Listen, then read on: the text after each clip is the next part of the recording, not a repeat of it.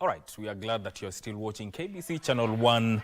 This is Good Morning Kenya. Now, let's talk about matters of infrastructure development and inclusion of engineers and participation in these projects, because Kenya is building at a rate that could define the next generation. We're talking about roads, energy systems, transport networks, digital infrastructure, and many more projects. So who is shaping what Kenya builds? Now, engineers are pushing for more inclusion and participation in infrastructure development. So what does that inclusion look like? I'm having this conversation with the engineer Harrison Keter, who is the president of Institution of Engineers of Kenya. Welcome to Good Morning Kenya.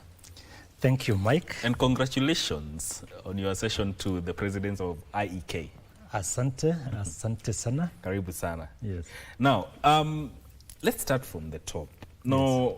When we talk about inclusion and participation of engineers in infrastructure development, is there something that, first of all, we are missing? Yes, Mike. And maybe I should introduce myself first. Yes. Yeah, thank you very much. So my name is Engineer Harrison Keter. I'm the president-elect of the Institution of Engineers of Kenya, a mechanical engineer by profession with over 21 years of practicing engineering. So let's get to the point. Infrastructure. I think maybe it's good for us to understand what infrastructure first. Yes. Because sometimes there can be some misunderstanding of the same or some narrow thinking about what infrastructure is. Infrastructure is actually the backbone of development of every nation. And I would put it in simple terms, in terminologies that everyone can understand. I'm talking about roads. I'm talking about water supply systems. I'm talking about air transport. I'm talking about the digital space. I'm talking about manufacturing. I'm talking about building of houses. Construction of all kind of nature is infrastructure. And that is basically what determines development of any nation. So in terms of, are we missing something? The answer is a straight yes. Why am I saying so? 60 years into independence, we are still heavily dependent on foreign expertise, foreign technology. That one is a problem, because by now we should be able to do a majority of the things we want to do locally, because that is how to develop, that is how to transform a country. Because by doing everything locally, or a majority, what it means is that you lower the cost of doing business. There is no way foreign expertise can be the source of low cost of doing business in any country. So basically what it means is that whereas we may be seeing mushrooming of infrastructure here and there, the bigger question would be, what has been the lasting solution, the long-term impact of that infrastructure in the country? So what we're not getting it right is, how are we doing the transfer of knowledge and capacity locally so that our own people can be able to do it? Are Kenyans feeling the impact of the big infrastructure projects we are doing and the ones that we have done? If that was the case, then we would not be having the kind of unemployment rate that we have at the moment. Yet, we can see huge infrastructure projects taking on in our country. Certainly, there's something we're not getting right. And I hope that is what you are trying to debunk in this interview. Because there's a question of who is actually shaping Kenya's infrastructure. When we talk about greater inclusion and participation in infrastructure development, yes. How now does it look like from an engineering perspective? Okay, thank you, Mike. I think I like that question, because then it takes us to where do we want to go? And for me, as the new president of the Institution of Engineers of Kenya, this is actually the very core of what I intend to do in engineering. So what does inclusion look like for me and for us in engineering fraternity. And what should it look like for this nation? Number one, engineering inclusion means preference or prioritizing the use of local professional engineers and prioritization of local consulting firms and construction firms. Why is that important? That is employment for our people. Mm-hmm. That brings down the cost of doing business. And for our engineering institutions and consultancy firms, that is building capacity, that is building expertise and the ability to even go out. Inclusion for me means delineating specific materials and products produced locally to be used by the infrastructure processes which are going on in this country. What that one does is that it grows the manufacturing sector in this country. And when you grow the manufacturing sector, those are jobs for the people of this country. Inclusion for me means also building capacity, building local capacity to be able to handle major infrastructure projects from design, implementation, commissioning, and most importantly, something that's largely overrated or overlooked, the operations and maintenance of that. Because that is the only time we can get value, meaningful value from our infrastructure projects. So for me, that inclusion also includes ensuring that we have programs in every infrastructure project that takes care of training and capacity building and exposure of our local engineers, local employees around, and basically ensuring that the infrastructure creates some lasting impact. What remains of an infrastructure after the project is completed and you know the firms that took part in it goes? For me, that determines a big extent what inclusion would mean. The retained value is what inclusion would mean. Yeah, because there's a question of who builds and who benefits. But we'll come to that. I have a question, because when it comes to infrastructure projects, where are engineers included? Is it at the early stages or after a majority of policy, financing and procurement decisions have already been made? Mike, that is one of the dilemmas we have in this country and largely many of the developing countries. In most cases, engineers are involved towards the last stages. I'm talking about the practical, what is happening. What is on the ground. What is on the ground. What is the ideal? Engineers should be involved from policy development, conceptualization of the major infrastructure, design, implementation, supervision, commissioning, and eventually the operations and maintenance of the projects, up to and including decommissioning, depending on the nature of project. Because some major infrastructure projects have a lifetime, that if nothing major is done to revamp them, then you'll have to go through a decommissioning process. Decommissioning is a serious engineering process that looks at impacts, residual impacts on environment, people, wildlife, and everything around it. So the big problem we have here is because really, as engineers, we feel we have not been fully involved at the policy level, at the decision-making table, at the conceptual design level. And this is why we are seeing these projects when they have been conceived and they are out there on the table. What that one means is some engineers have been involved. Some business people have been involved. Which engineers? Most likely foreign. That is why we see them coming to implement these things. For me, engineers, even if we have foreign firms or foreign individuals, you may want to call them investors, coming around with ideas and all that, local engineers must be involved in vetting those programs and ensuring that they are fit for Kenya. What will someone from foreign country do they're here basically for business. That is the truth. And we have to be alive to this fact that when we have foreign ambassadors from different countries in Kenya, they are not here to look after the interests of Kenya. When we have foreign companies here in Kenya, they are not here to look for the interests of Kenya. Just the same way our president, our leaders, and our ambassadors, when they are outside, they are looking at the interests of Kenya, so does all the other foreign visitors who are here. And so, as much as we welcome them, and it's good to work for partnership and global transition and all that, we still need to be the ones to be in charge of the Kenyan interest. And the question here is it about the level of trust or when it comes to local engineering capacity? Is it the case that is leading to the engineering fraternity not being involved at the initial stages of these projects?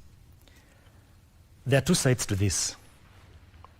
First, let me look inwards. And by looking inwards, I want to look at us ourselves as the engineering fraternity. I think there's a place we have failed as engineers. Our engineers have been trained to be solution makers, but then they have largely been confined into their engineering space, in their designs, in their calculations, marveling at their calculations. And hardly do you find many engineers going out to participate in conversations that would actually decide how engineering itself is practiced in this nation. And for me, that is one thing I'm going to push as the new president of the Institution of Engineers of Kenya, to ensure that we will provide programs that would open up engineers into leadership, that will open up engineers into public conversations, and we will make sure that we track national policy conversations going on so that we ensure that we participate, we do write memorandums and present them as engineers. That way we will participate. Where we have been at the current stage is we have been at that stage of waiting and sitting pretty. We are the engineers. We are the top cream of this country. So we know it ourselves, but are the people convinced? That's the other thing. And that's what now we need to really work on. Work on ourselves to ensure we come out and we are more visible out there. And also in our technologies, in selling our programs. But now there's the other big element, which is on leadership and the public. I think colonization did a very bad thing in Africa and most of the countries colonized. Because what it did basically is to infuse into the people's minds that anything African, anything black, anything local is not good, is not quality. And that has entered the minds of many a people. And the biggest problem is on the leadership circles, where our leaders don't trust local engineers, they don't trust local solutions because of perception of superiority from what is foreign, including foreign even within our peer countries. You get? So for me, that is one of the biggest problems we have. And my presidency will focus on doing something, undoing that mentality by actually demonstrating and proving out there to the public that local engineers can do these projects. Are there examples maybe you can give of local capacity that can actually show that local capacity when it comes to engineering has what it takes to take on infrastructure projects? Mike, there are so many, only that we choose to see what is foreign. The M-Pesa mobile platform, we so much talk proudly about as a country, and we always showcase it to foreigners, is a Kenyan innovation by local Kenyans. It is something that has been studied internationally, and many of these money transfer platforms have actually benchmarked on. After M-Pesa, many other things have come that have followed. That is local. Number two, let me go to the space that I'm more familiar with. I work in the energy sector for a company called KenGen, Kenya Electricity Generating Company PLC, which is a top performing company in the country. And why is KenGen doing so well? And I want to go to the field of geothermal. Geothermal energy is a fairly new technology. And Kenya is among the leading companies both in the installation and also in the technology. At the moment, about 10, 15 years ago, we used to do our exploration and drilling from consultants consultants from foreign countries, New Zealand, and then Italy, the US, Iceland.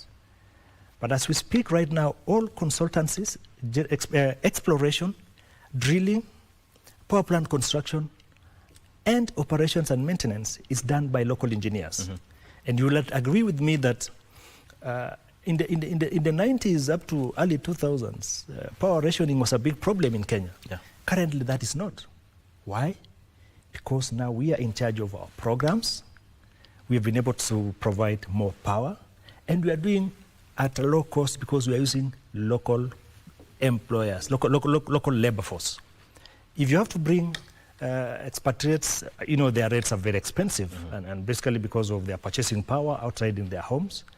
And for me, those are some of the things we have done in this country, and it is working. It's being done by our people. I want Kenyans to look around and appreciate that our people can do it. Otherwise, what is the use of taking our children to school if we are not giving them the opportunity? Engineering is not an art that you cram it like once. Engineering excellence is a progressive process. It's a process that takes both training but also practice. Putting into practice what you have learned. That is what engineering is. And it brings me to where do we get it wrong in our country? We train our students at the universities. Okay? After they graduate, what do? We leave them out into the open. We are not providing them any seed for them to try and test their technology and influence things. We are not guaranteeing them internship where they can practice the skills they have actually learned when they are fresh and still have them in their minds. So we end up losing it. If you don't practice engineering, you lose it.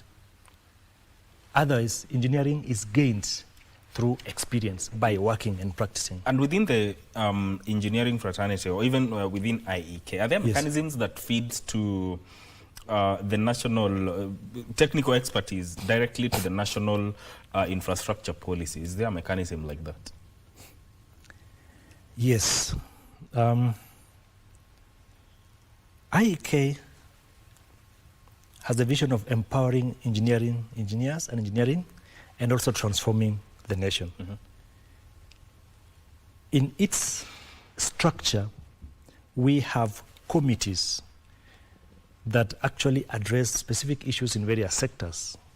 We have a committee on energy, we have a committee on water, we have a committee on roads, we have a committee on manufacturing, we have a committee on the digital space.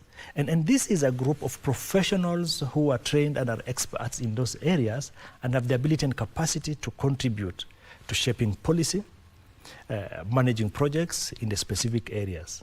So as IEK, one of the things we are doing is we are promoting professional excellence of our members, ensuring that we set the standards of engineering. And of course, we have the regulator in EBK, which now helps in enforcement of those standards and ensuring that the standards are followed. But we also do capacity programs. We organize various capacity programs for our members that helps in building the expertise and the confidence of members. We organize our industrial excursions. But more importantly, what we want to do now, and what I'm going to push for, is more inclusion and participation in shaping policy. I think that is one area where we have lagged behind, to the extent that if we look at some of the policies that have been passed in this country, we have, for instance, highly engineering-dominated sectors, organizations, with, say, board compositions where the engineering bodies are not a nominating body. That is really quite serious. We see, for instance, in the field of law,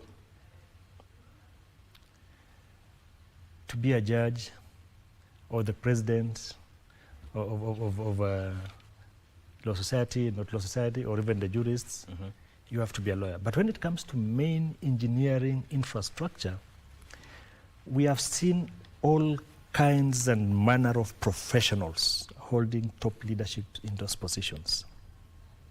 I have nothing with the other professions. They have the expertise where they are, and then, for instance, as engineers, we respect and know their space, and we would consult where it's important. But Mike, it's a fact. If you are negotiating a serious engineering infrastructure projects, and you're negotiating with people who are coming from a highly developed environment already. So they even have that advantage, that they have already seen these things, they have built these things, and they know them inside out. On top of that, they are technical. And here you are, an untechnical person, trying to negotiate with them. You will definitely be the loser in this space. Whatever contracts that will be structured around here, you lose a lot of it because of obviously missing some key very important things. And the other reason why you insist on engineering for engineers is this. Who takes the ultimate responsibility? I have seen situations in this country where CEOs have come out to say, I was misled by my technical people. To avoid that, let's do the right thing. Let's have the technical people to the technical people, and every profession to focus on their profession. And then together we can work synergistically, collaborate to build something that is one, that's strong, that works for the nation, defends our nation. Very important aspect. Now, there's a question of who builds and who benefits. Because as a country, we do attract foreign contractors, consultants, investors, tech providers, for major infrastructure projects. The issue is not foreign versus Kenya or Kenyan or local participation. The issue is whether international participation produces a lasting impact in terms of Kenyan capacity. From your perspective, does that happen? Mike, in terms of who builds and who benefits, I think if we have to be honest to tackle the problem,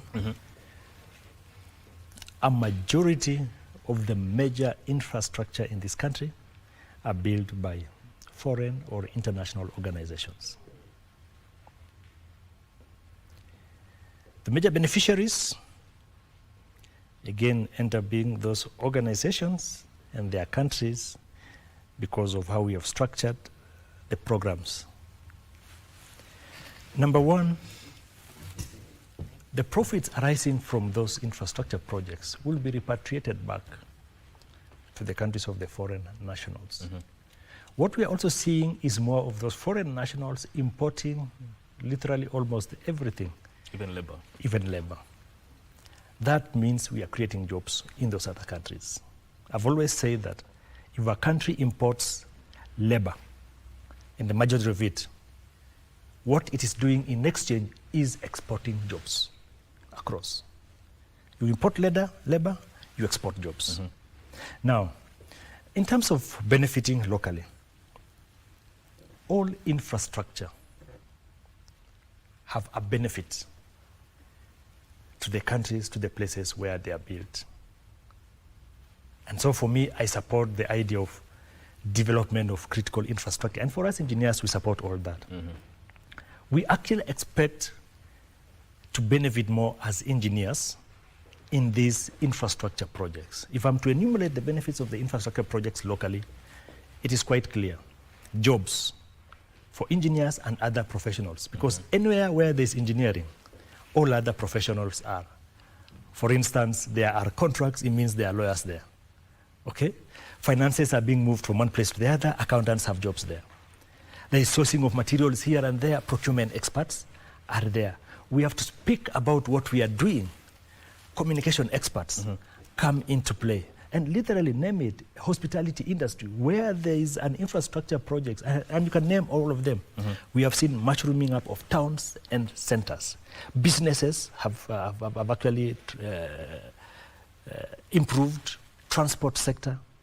That is just but one. But the other major last thing of infrastructure is opening up market access. Goods from the farms and from the various manufacturing places are able to go to the markets. That is improving the economy of the region, of the people of this country.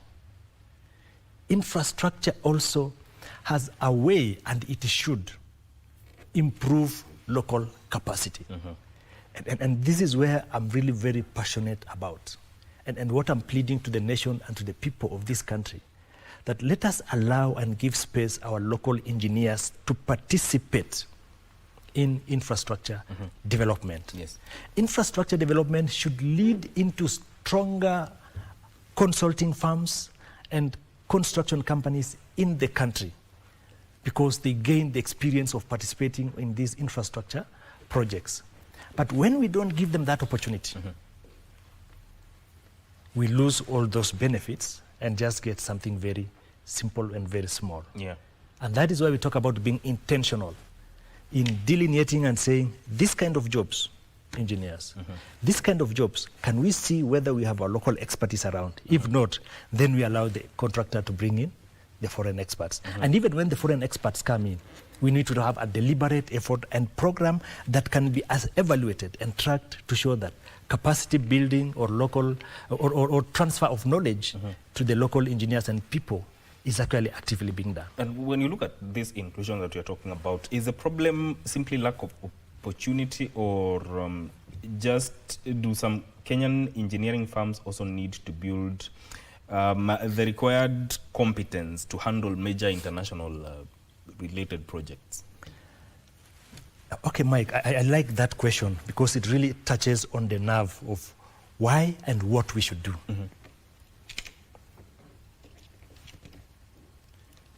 And I want to pick an example of the Chinese model. Yes. I have had the privilege of interacting with many Chinese companies which are doing jobs in Kenya, and actually indeed in Africa. What happens? The Chinese government have created a financing model for its organizations, its companies, to go and look for jobs outside. So they are given cheap funding. Now, how do we structure our infrastructure? Unfortunately, we skew infrastructure in favor of the foreign companies. When we ask local companies, okay, that we need a performance bond of 10% of the project, Migwi, I want you to tell me, in a 100 billion project, how many Kenyan firms can raise 10 billion just to sit idle there as a performance bond before something can be done? That touches on policy. If we want to actually develop the capacity of our people, some of these policies, when it comes to local firms, should be waived. And the government actually should find a way of absorbing that risk so that the local consultants firms and companies can thrive, can also develop. So we price ourselves out from the word go. Is this something that would need legislative action Policy. to effect? Policy, legislation. We have talked of 40% inclusion of our local companies. But what steps have we made to ensure that that inclusion is implementable? Policy legislation would be required. That even if we are talking of this kind of performance bond and all that, for local companies, something different should be structured to ensure that that works. Yes. Secondly, when it comes to financing, and I'm really happy, very happy about the National Infrastructure Fund program. This is going to be revolving. This is going to be largely Kenyan. Now that it is Kenyan, I hope that and look for that we can do away with some of those very stringent conditionalities provided for by foreign funding, FDIs. Because you see, for them, they are looking at their money and security of their money. With the National Infrastructure Fund, we should see that more of the works should be given to local farms. These are our people, and these are our money.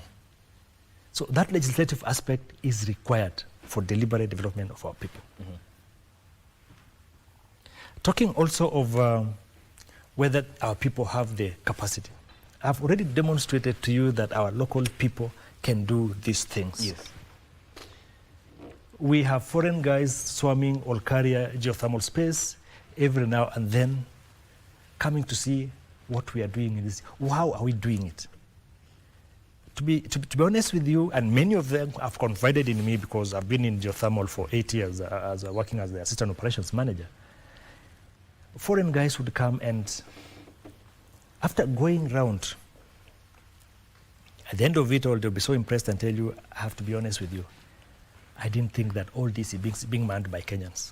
I expected to see some foreigners manning it. So the capacity is there, we can do it. We just need to build it, we need to give it an opportunity. Yes. And the policy change that you've seen. And the policy changes that we need. Then the other thing also is preferential treatment. Even where we don't have capacity, can we strategically insist on JVs, joint ventures, with actually clear mandates of each, and even benefits in terms of, if we have 100% value of the project, in a JV, what percentage should be local? We don't want JVs that just want to use Kenyan names. Yeah. But when it comes to actual benefit, the Kenyan companies are not getting. Can we have those kind of encouraged JVs? Can we have a program of saying materials? It is ambiguous to give, say, 30% of materials should be from Kenya. Yet you don't have a way of tracking how these materials are being procured for you to say they're from Kenya. Somebody will tell you, we are not able to get this from Kenya, so we are importing. And because you have not put in place mechanisms and checks to ensure that this material, we need to have item, the way it's done in contracts. Cement, steel, this must come from Kenya. And you need proof, that it has come from receipts, invoices complete with taxes, tax invoices from the country for payments to be made. That is being intentional. That's the kind of inclusion I'm talking about. And from an introspective perspective, and this is within the profession of engineering and even IEK itself, what responsibility do you need to take? Are there areas where, as a profession, you must improve, even as you ask for the changes in terms of policy and legislation and even inclusion that we're talking about? Yes. I talked about the external and internal. And I've actually taken the time to look at within the profession itself. I will agree with you, Mike, that there are certain professionals who are engaging in some unethical practices. When you have an engineer allowing their registration number, their signatures, their stamps to be used for approvals of certain projects, and yet they don't take part in those projects, they just been given some small amount of money, that is unprofessional. Because then what it means is that we are facilitating quacks to operate in our space. And by the way, many of these foreign firms do that. Some of them do that, where they ask for a professional engineer, they ask for CVs. So people apply for jobs, their CVs and documents, and then they use them to bid. I have personally witnessed this, and we have actually taken something to address that, because we've seen CVs being attached on bids.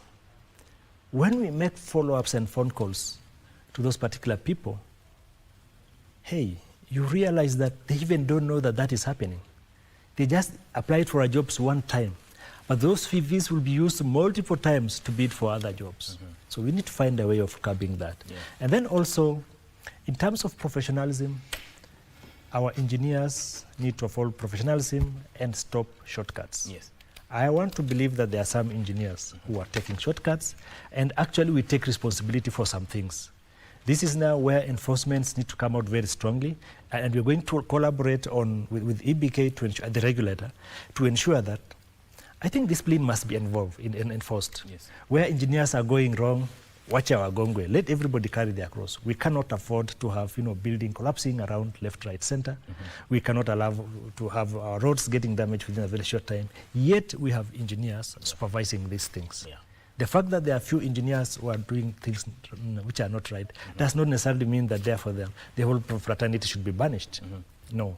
Accidents are happening all over. Infrastructure failures are happening all over. But they are becoming rampant in our place.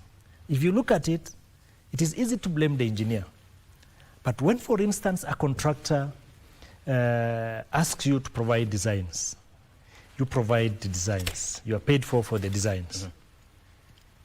You are not involved in the development because you're not even aware that the project, the building, took off. Yeah. The contractor has gone ahead and done some other things, colluded with your planning departments, gotten approval, and work being done. Definitely there's something we have to do in terms of enforcing our professionalism, yes, which we are committed as IEK to taking up that one and pursuing. We are also committed to ensuring that we provide capacity building sessions and programs that favor our engineers, including the use of digital technology, artificial intelligence, benchmarking. And as a matter of fact, just to demonstrate what we are doing as IEK to support our members, and we're also benchmarking with top-notch and developed countries. Yes.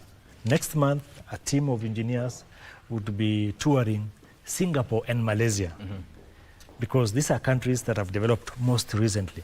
How have they done it? And they are going to interact and have sessions with the engineers Malaysia and Singapore, just for exchange. And for us, for instance, Singapore is very important. They have been mentoring us as Kenya as we worked towards Washington Accord, ascending into the Washington Accord. And last year, we actually got the provisional membership to the Washington Accord, courtesy of the mentorship of Singapore. Yeah. It means we're doing something right in that space. Yeah.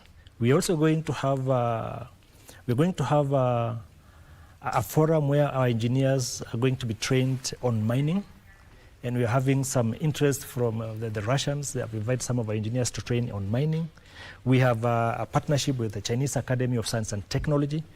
From IK point of view, I personally spearheaded the program where we want to ensure that our engineers are actually getting the top-notch training. Top-notch training that they need. Yeah. That was our time, engineer. Thank you. We thank you so much for coming and just talking about matters of inclusion in as far as infrastructure development is concerned. That is Engineer Harrison Keter, who is the President, Institution of Engineers of Kenya. This is where this conversation ends. Thank you for tuning in. My name is Mike Migwe. Vivian Ndegwa is up next with Women at the Forefront. Stay with us.